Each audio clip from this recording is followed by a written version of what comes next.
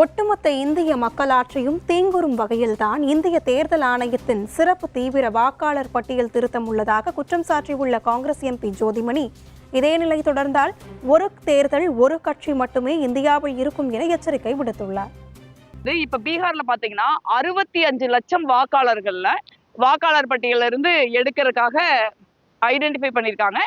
இது இன்னும் நடந்துகிட்டு தான் இருக்குது. இன்னும் நிறைய பேரை நாங்க எடுக்கிறதுக்கு வாய்ப்பு இருக்கு அப்படின்னு எலெக்ஷன் கமிஷன் உச்சநீதிமன்றத்துல சொல்றாங்க. முதல் முறையாக உலகிலேயே தேர்தல்ல வாக்காளர் பட்டியல கரப்ஷன் பண்ற ஒரே கட்சி பாரதிய ஜனதா கட்சி தான். இப்ப இதை பகிரங்கமாகவே எலெக்ஷன் கமிஷனை வச்சு பாஜக பண்றாங்க அப்படின்னா இனிமே தேர்தலுக்கு இந்தியால தேவையே இருக்காது.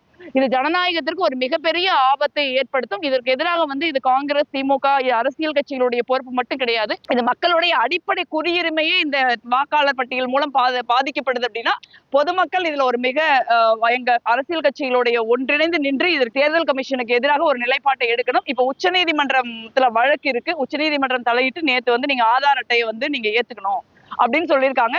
மிக நிச்சயமாக உச்சநீதிமன்றத்தின் கையில தான் இந்தியாவுடைய ஜனநாயகமே இன்னைக்கு இருக்கக்கூடிய சூழல் இருக்குது.